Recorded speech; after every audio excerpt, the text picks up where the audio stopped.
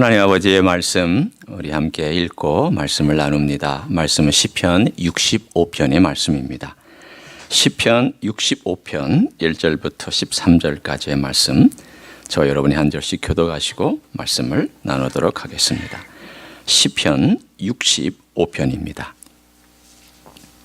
시편 65편 1절부터 13절입니다.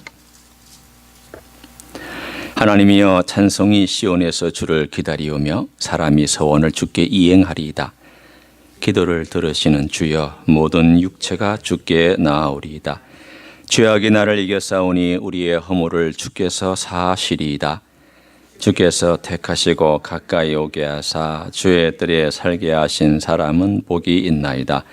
우리가 주의 집 곧 주의 성전의 아름다움으로 만족하리이다. 우리 구원의 하나님이시여, 땅의 모든 끝과 먼 바다에 있는 자가 의지할 주께서 의를 따라 어미하신 일로 우리에게 응답하시리이다. 주는 주의 힘으로 산을 세우시며 권능으로 띠를 띠시며 바다의 설렘과 물결의 흔들림과 만민의 소요까지 진정하시나이다. 땅 끝에 사는 자가 주의 징조를 두려워하나이다. 주께서 아침 되는 것과 저녁 되는 것을 즐거워하게 하시며 땅을 넓어서 물을 내어 심히 윤택하게 하시며 하나님의 강에 물이 가득하게 하시고 이같이 땅을 예비하신 후에 그들에게 곡식을 주시나이다. 주께서 밭고랑에 물을 넉넉히 대사 그 이랑을 평평하게 하시며 또 단비로 부드럽게 하시고 그 싹에 복을 주시나이다.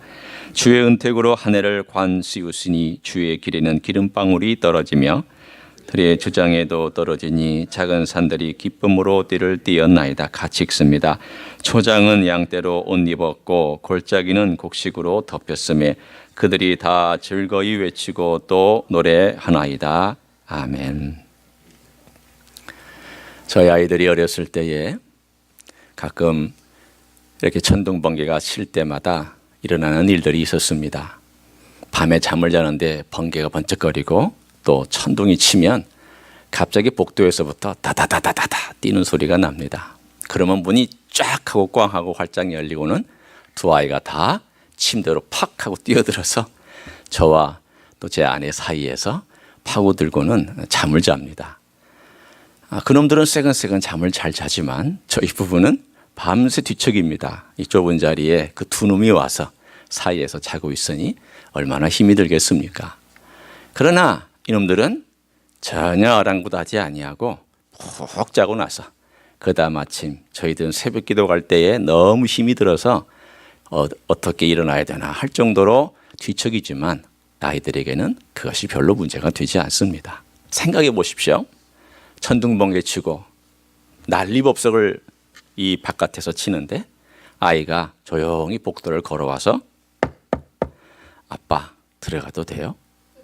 만약에 그렇게 문을 두드리고 점잖게 허락받고 들어오는 아이가 있다면 여러분은 그 아이가 어떤 아이라고 생각하십니까?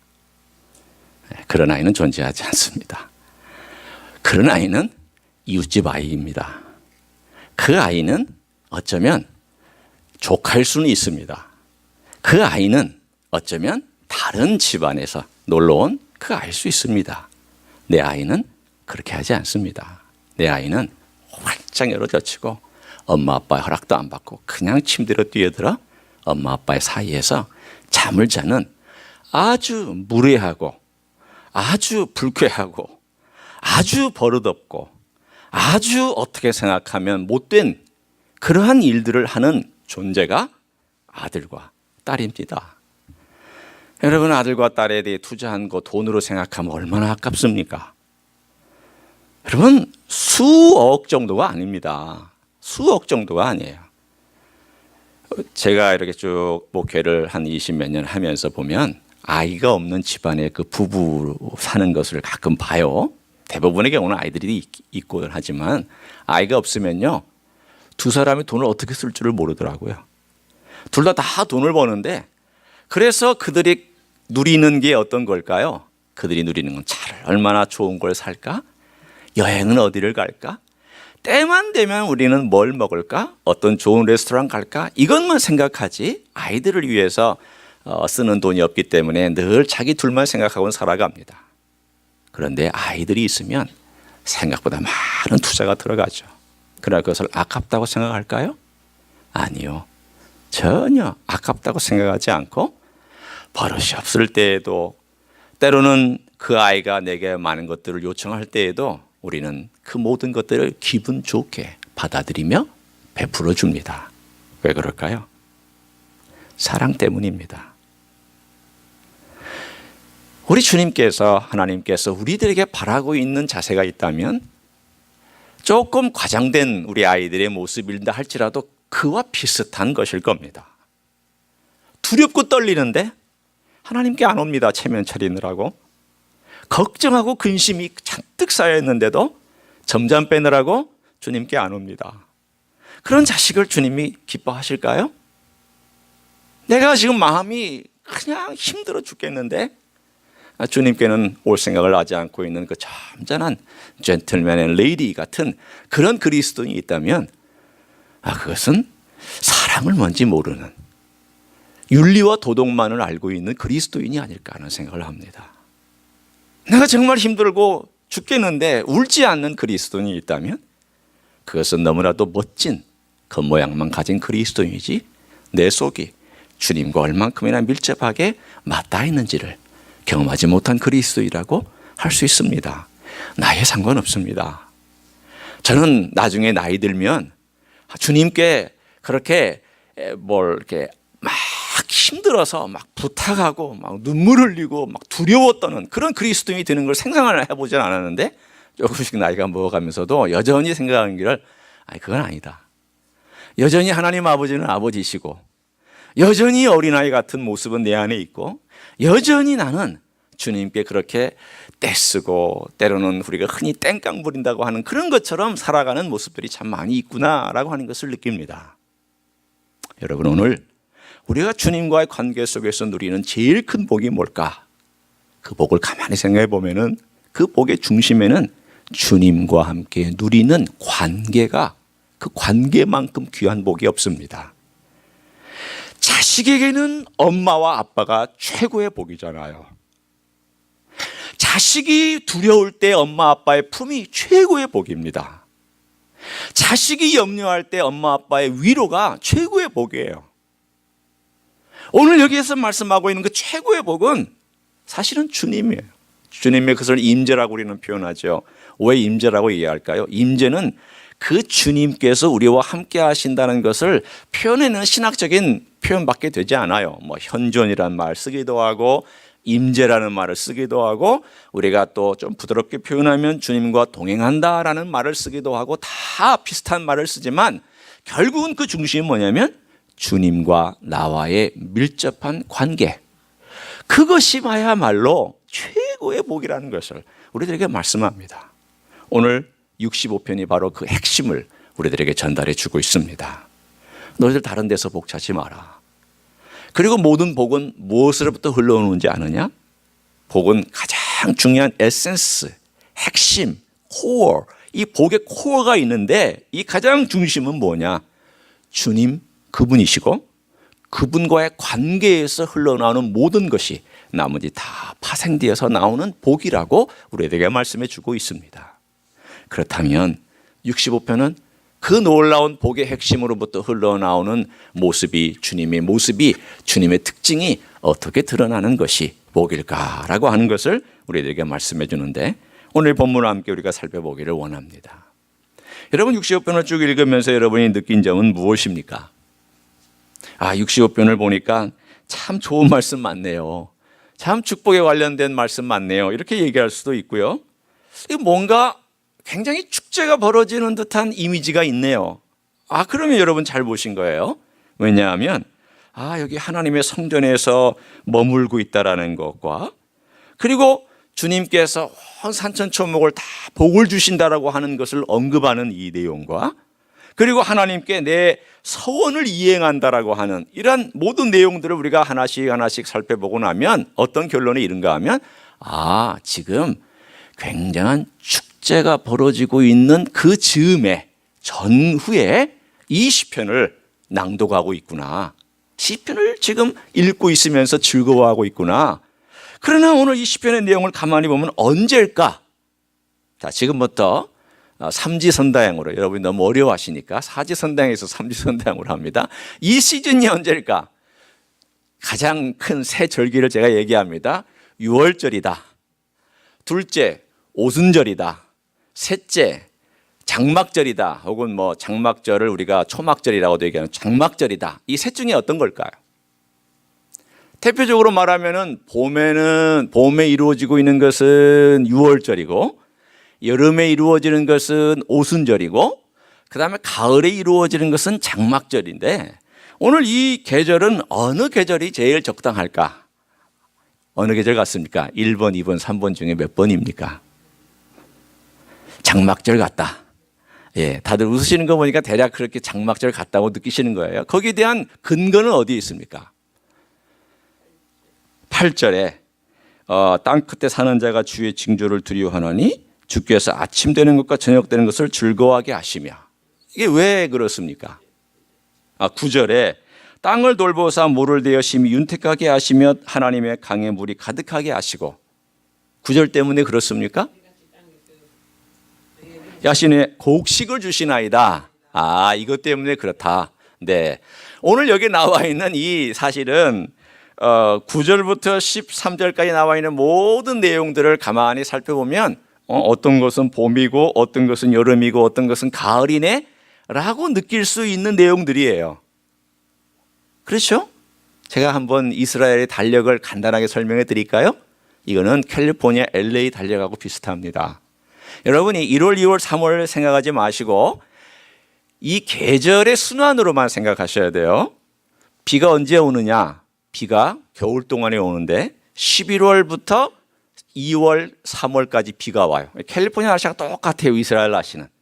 지중해성 기후이기 때문에. 그래서 비가 오는 바로 10월 말부터 땅에 이랑과 고랑을 만들어서 씨를 뿌리면 그 씨를 뿌린 보리와 벼가 자라서 언제 보리가 나오느냐 하면 6월절쯤 되면 보리가 나오기 시작을 해서 한 달간 추수를 하여 그게 3월과 4월이에요. 그리고 나서 한 달에서 두 달 정도 지나서 오순절이 지나고 나면은 미리 수확이 되기 시작을 해요. 그게 바로 6월 달이에요. 7월까지 수확을 해요. 그리고 나서 모든 과일들은 언제 수확을 할까요? 바로 가을이 되는 9월, 10월에 모든 과일들을 수확을 해요. 그러면 이 모든 수확이 끝나는 날은 언제쯤 될까요? 9월과 10월이 됩니다. 그러면 한 해 모든 수확을 다 모아놓고 축제를 벌이는 때는 언제가 될까요? 바로 장막절, 그때의 축제를 벌입니다. 그때가 이스라엘 민족에게는 종교적인 원력으로는 7째 달입니다. 그러니까 우리는 구약에 나오는 달력을 볼 때마다 자꾸 헷갈리는 이유 중에 하나가 7째 달 그러면 7월인가? 아닙니다. 7째 달은 지금의 9월 중순부터 10월 중순 정도에 해당되는 달력이 해당됩니다. 그런데 그때 뭐가 있는지 아십니까? 이 7째 달, 우리가 얘기하는 이 성경에 나오는 7째 달에 제일 먼저 첫째 날 나팔절이 있고, 그리고 10째 날 대속죄제 날이 있고, 15째 날 장막절이 있고요. 그리고 일주일 동안 지킨 다음에 8일째 대성회가 있어요. 그러므로 이 7째 달에는 축제로 그냥 모든 시간이 다 성회예요.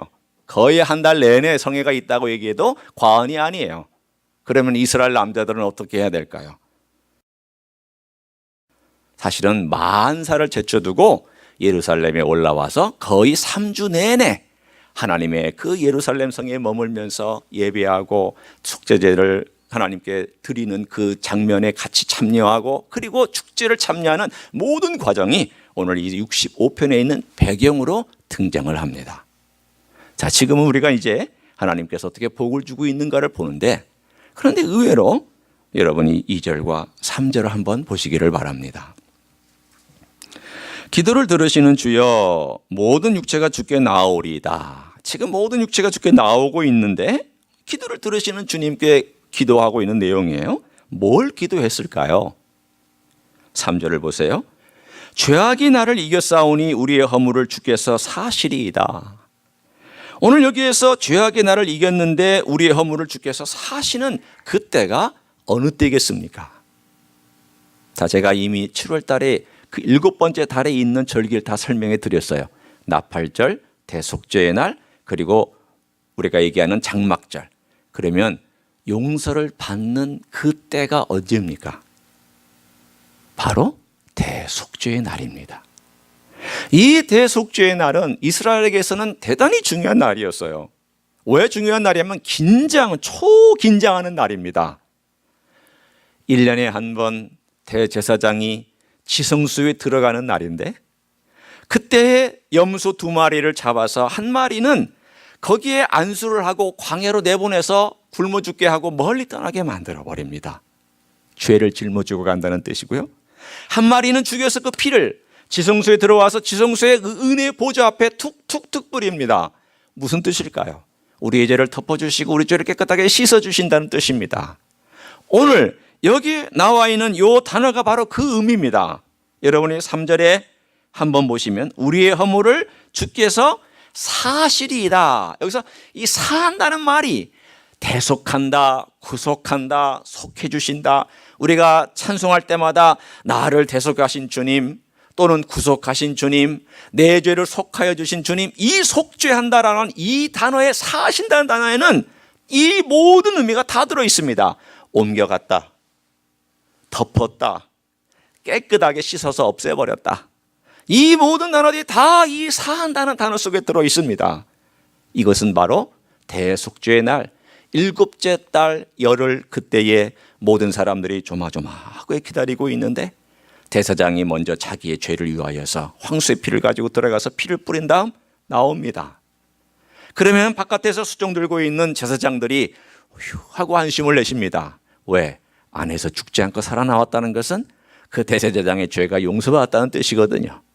그러면 한 번 더 들어가는데 이제는 백성의 모든 죄를 다 가지고 어디로 들어가냐면 다시 한번 이 언약궤가 있는 하나님의 보좌가 있는 바로 그곳으로, 지성소 안으로 또 한 번 들어가서 백성의 죄를 위해서 피를 툭툭툭 뿌리고 거기서 기도합니다. 하나님, 우리 백성의 죄를 용서해 주십시오.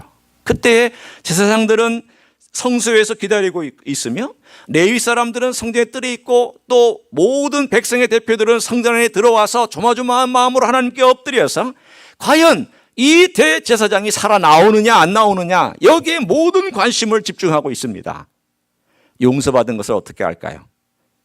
대제사장이 살아나오면 용서받은 것이고, 대제사장이 거기서 죽으면 용서받지 못하는 거예요.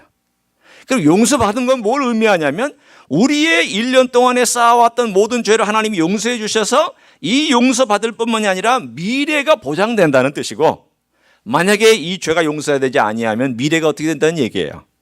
하나님의 엄중한 징벌과 심판이 다가온다는 것 때문에 그들은 슬퍼하며, 그것 때문에 그들은 미래를 장담하지 못하는 아주 그 순간적인 기로에 놓여져 있는 때가 바로 대속죄의 날입니다.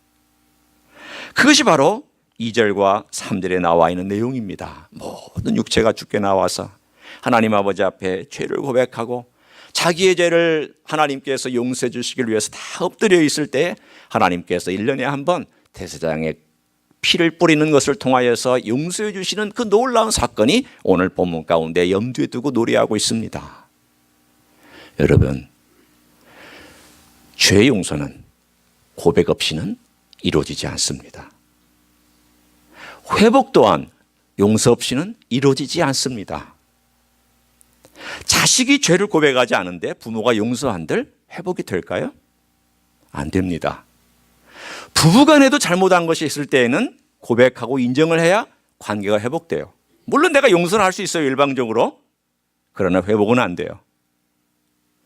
회복은 고백과 용서가 있을 때야 회복됩니다. 하나님과의 관계도 그래요. 내가 고백하지 않았는데 용서 없어요. 용서 없으면 회복 없어요. 그냥 하나님과 평행선을 긋고 가는 거예요. 내가 하나님 아버지 앞에 와서 죄를 분명한 마음으로 고백하는 것이 얼마나 중요한지 성경은 누누이 그것을 회개한다, 고백한다라는 차원에서 계속 얘기하고 있습니다.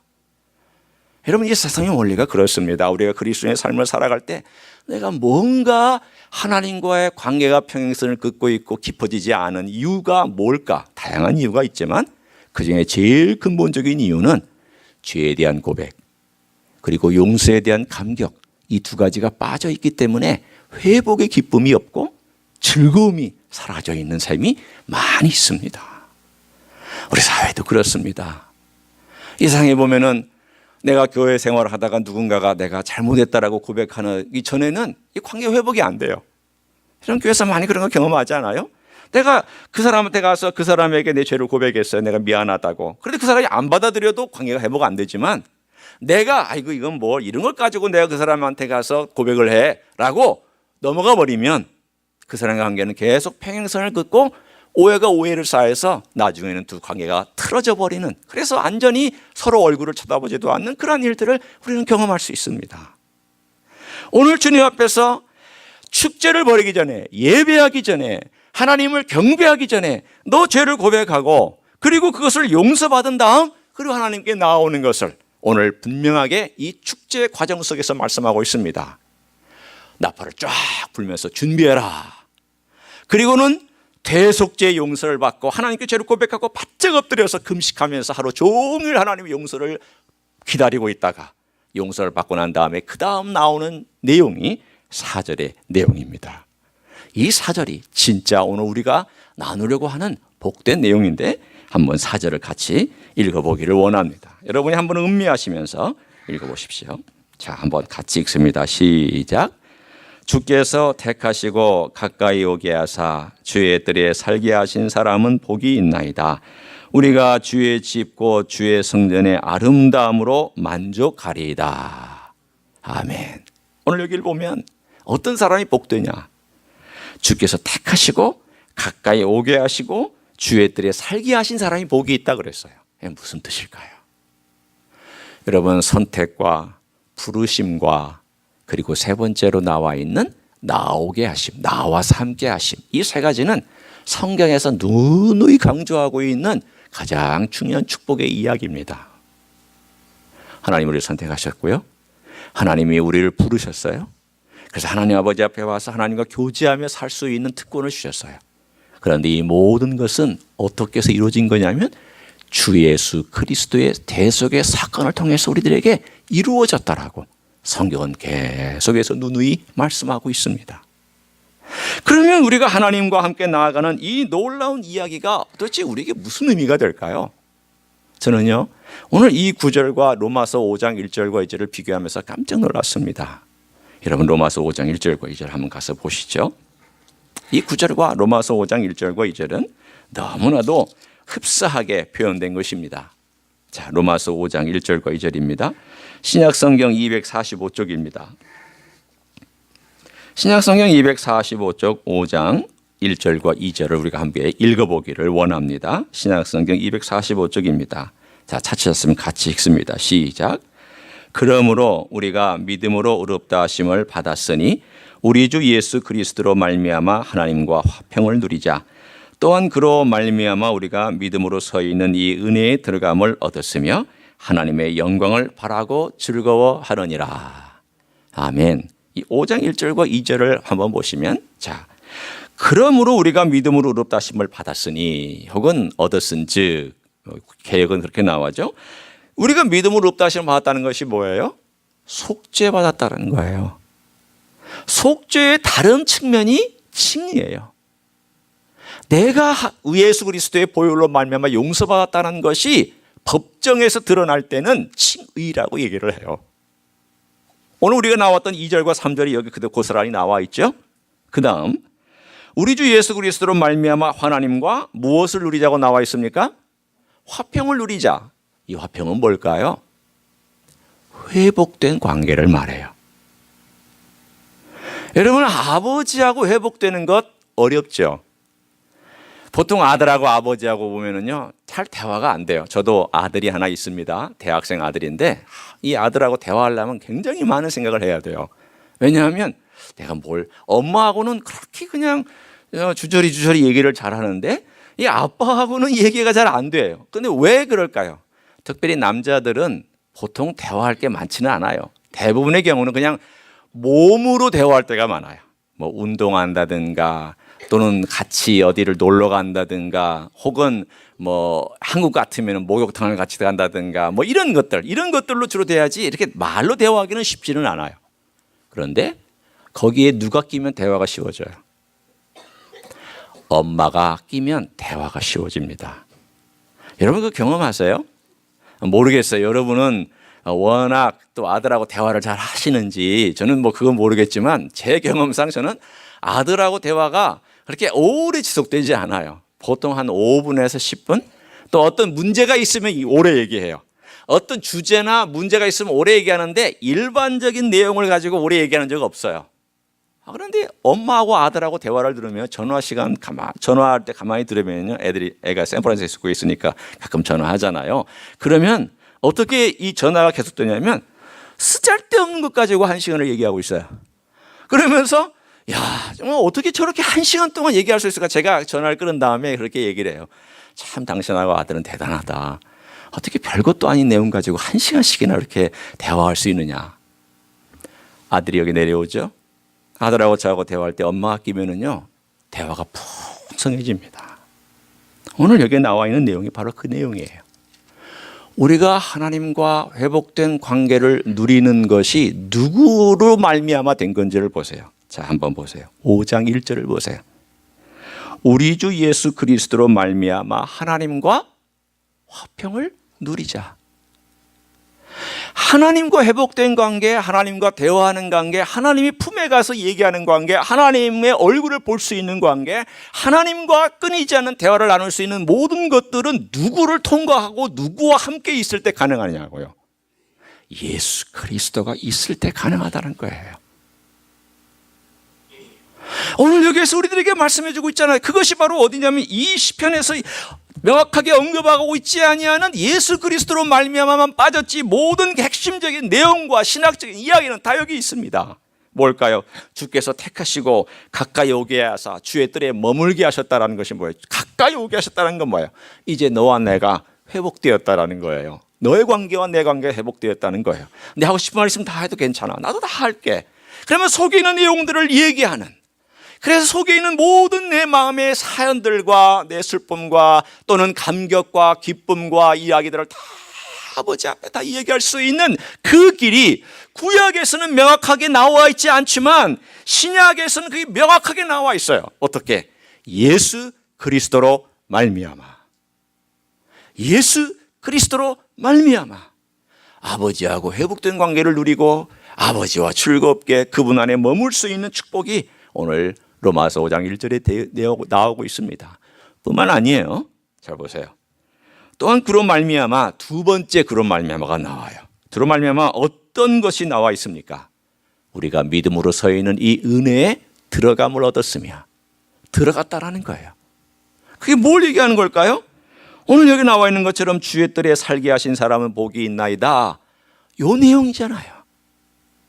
아, 주의 은혜의 자리, 주님의 은혜의 뜰에 들어가게 하셨구나. 아, 주님으로 말미암아 내가 하나님의 은혜의 뜰 안에 머물게 되었구나. 그 다음 그의 영광을 바라고 즐거워하느니라. 어디 나와 있어요? 4절 65편 4절을 보세요. 우리가 주의 짓고 주의 성전의 아름다움으로 뭐라고 나와 있습니까? 만족하리이다. 이 만족한다는 게 뭐예요? 기쁘고 즐거워한다는 뜻이잖아요. 패턴이 거의 비슷해요. 아, 시편 65편에 나와 있는 이 패턴이나 로마서 5장 1절까지 나와 있는 패턴이 이렇게도 비슷하구나. 그렇다면 우리는 이것을 통하여서 오늘 시편 65편을 통하여서 우리에게 주시는 놀라운 메시지가 있습니다.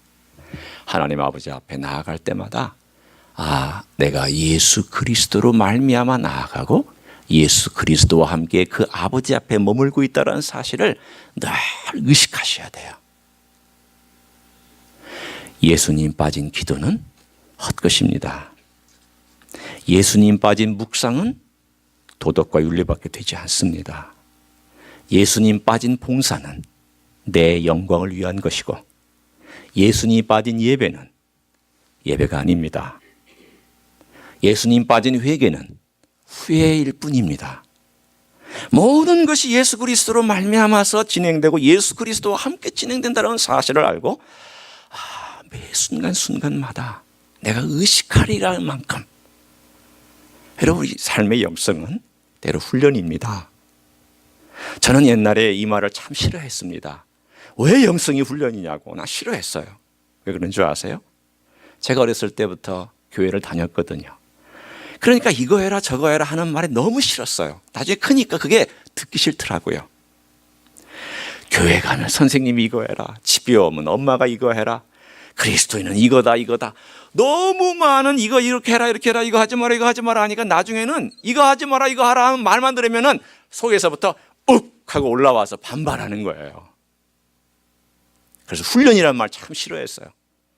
그거 자연스러운 거지. 영성은 자연스러운 거고, 영성은 그냥 흘러나와야 되는 거고, 영성은 참으로 멋지게 내 안에서부터 이렇게 팍 넘쳐나와야 되는 거지.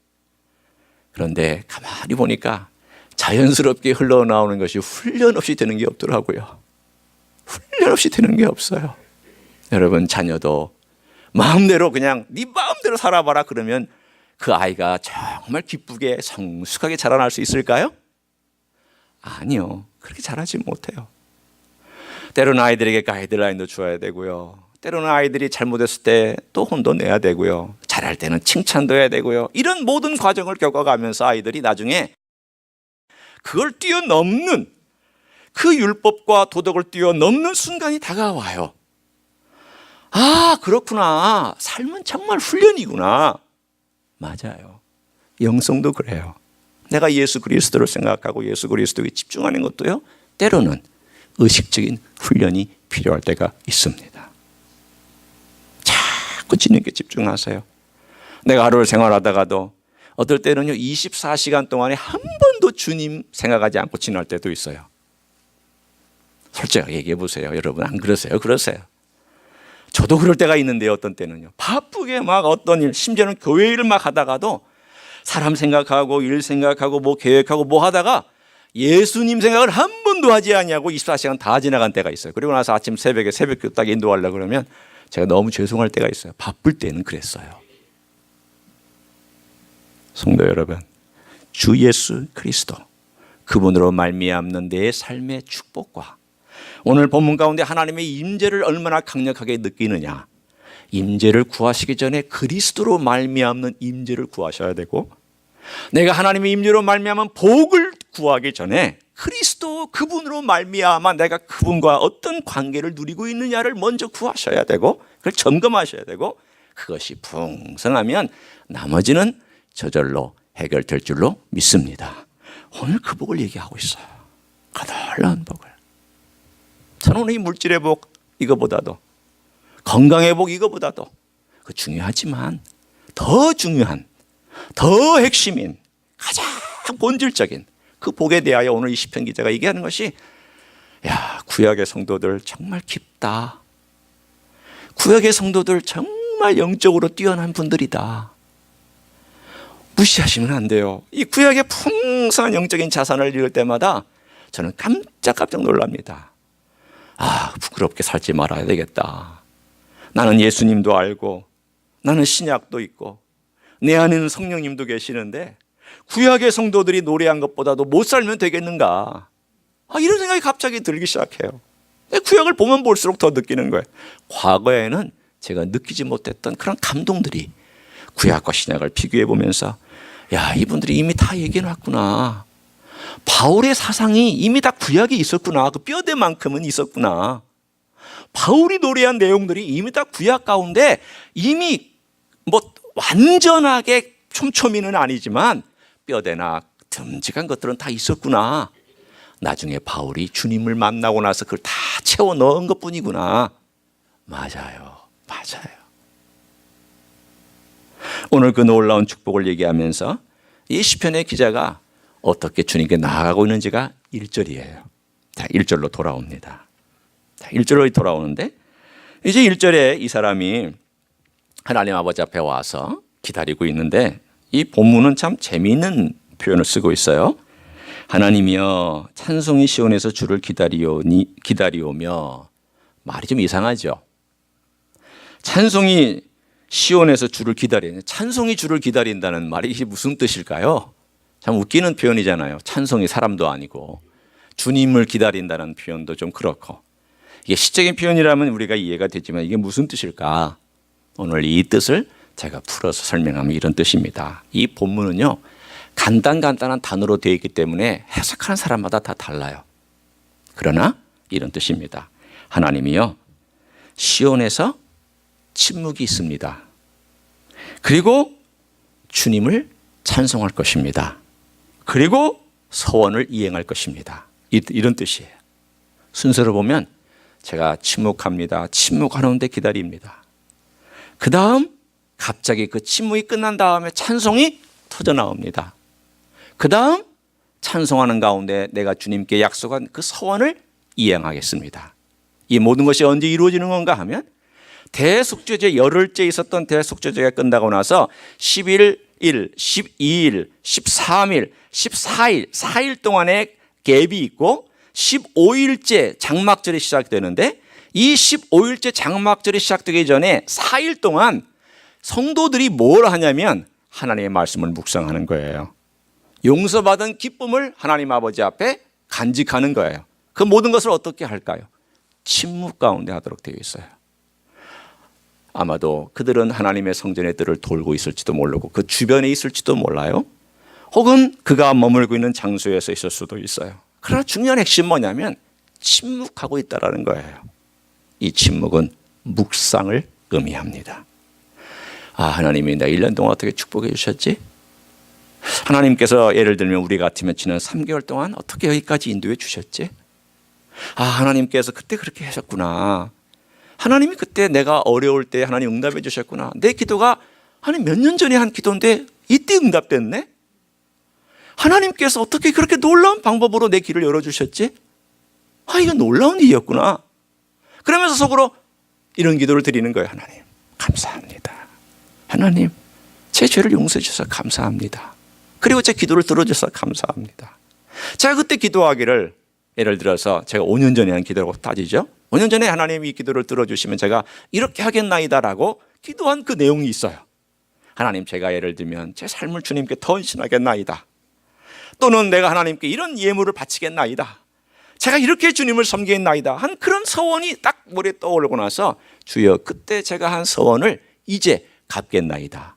이 모든 내용이, 찬양이 그가 하나님께 묵상하고 하나님께 모든 생각을 하고 말씀을 듣고 말씀을 가슴에서 계속해서 내 안에서 먹고 씹어먹고 씹어먹고 씹어먹다가 이것이 찬양이 되어서 튀어나오고, 찬양하는 가운데 하나님께 서원을 갚으려고 나아가는 이 축제 자리로 들어가는 귀한 순례자의 신앙인의 모습이 오늘 1절, 2절, 3절, 4절에 그대로 노래로 나오고 있습니다. 성도 여러분, 신앙은요, 이런 즐거움이에요. 몇 년 전에 했던 기도가 지금 이루어졌구나. 아, 그때는 내가 몰랐는데 열심히 기도했는데 그때 이렇게 됐구나.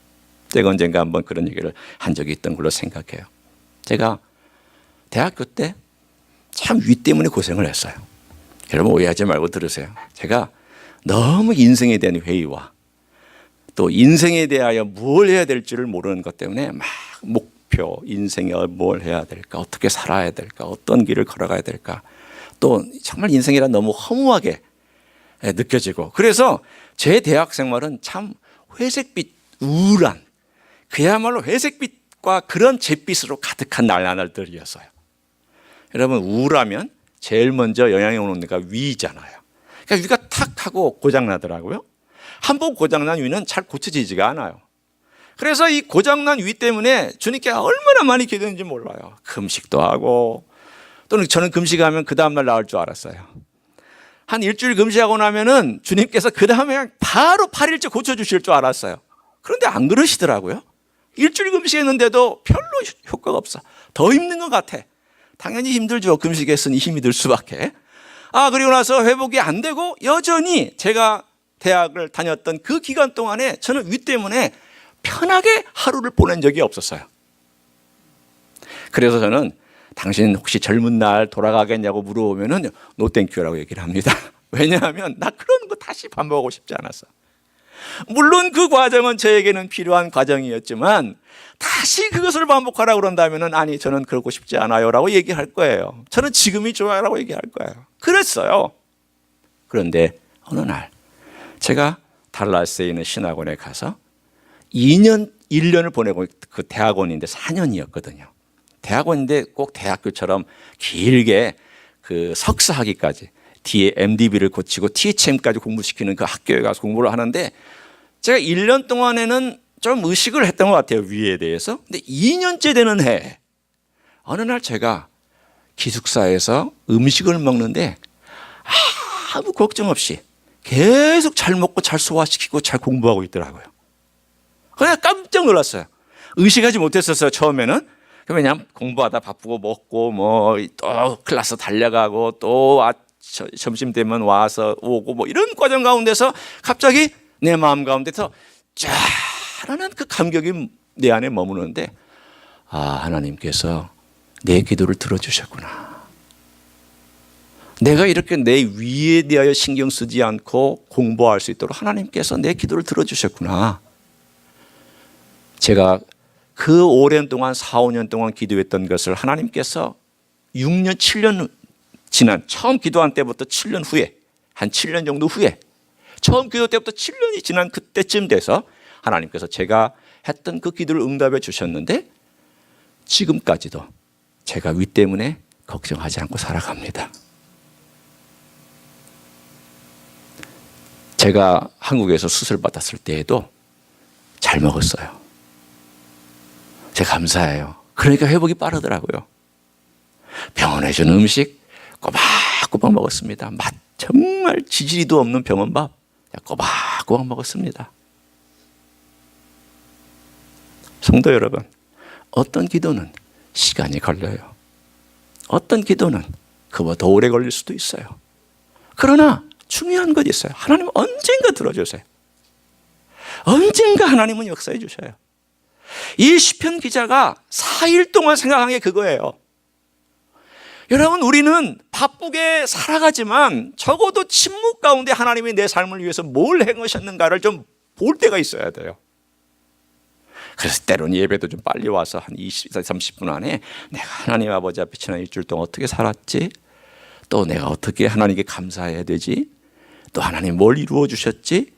이런 것들을 생각할 시간이 필요한 거예요. 아니면 적어도 새벽에 나오듯이, 아니면 다른 날이라도 나와서 내가 하나님 아버지 앞에 내가 침묵 가운데 하나님을, 우리 주님을 생각하고 침묵 가운데 하나님이 이루어 주셨던 것들을 내 마음속에 누리고 그것이 찬양이 되고, 이런 찬양이 진짜 찬양 아니에요? 내 몸으로 느낀 찬양이 진짜 찬양 아니에요? 내 몸으로, 여러분, 위로 내 삶에 하나님의 은혜를 체험하니까 찬양이 나오더라고요. 내 모든 몸의 머리부터 발끝으로 하나님이 어떤 분인가를 경험하고 나니까 감사합니다, 찬양합니다, 주님 이 모든 일을 행하신 주님이십니다. 오늘 이 시편 기자가 하나님 안에서 누리는 축복이 그런 축복이라는 걸 알고 있던 거예요. 그리고 서원하는 것 이루려고 애쓰잖아요. 사랑의 관계예요.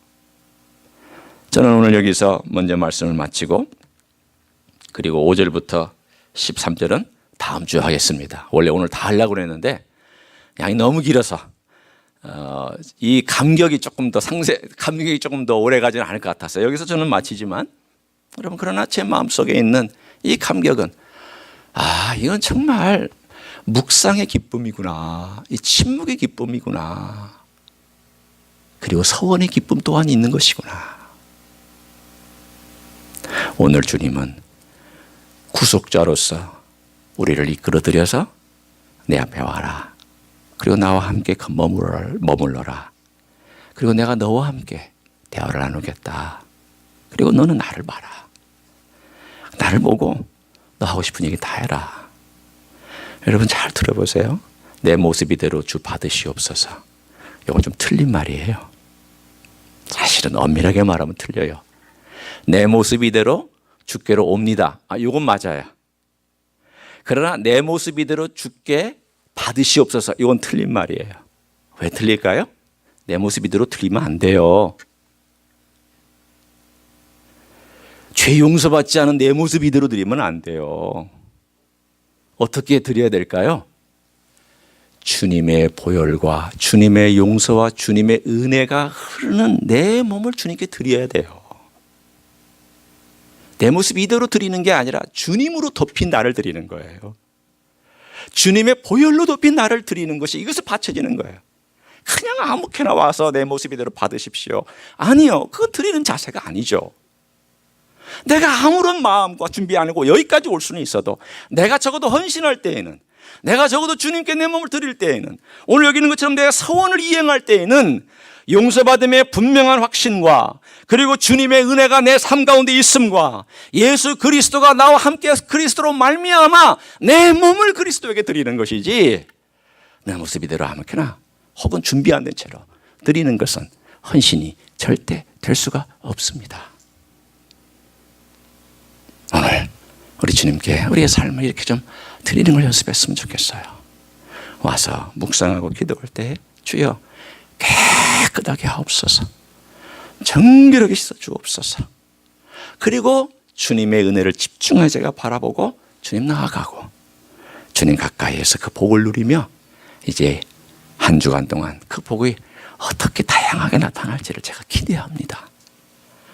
어떤 때는 관계 회복으로, 어떤 때는 물질의 축복으로, 어떨 때는 하나님께서 주시는 건강으로, 어떨 때는 다른 사람과 만나면서 누리는 작은 대화 속에서, 때로는 하나님께서 내 기도에 응답하셨던 과거의 기도가 다시 생각나고 그것이 감사의 축제와 찬양으로 어떤 모양으로든지 일주일 동안 주님께서 제 삶의 중심에, 축제의 중심에 계시는 놀라운 삶을 허락하여 주시옵소서. 이런 놀라운 삶에 주께서 축복해 주실 줄로 믿습니다. 그런 삶을 사시기를 예수님의 이름으로 간절히 축원합니다. 기도하시겠습니다.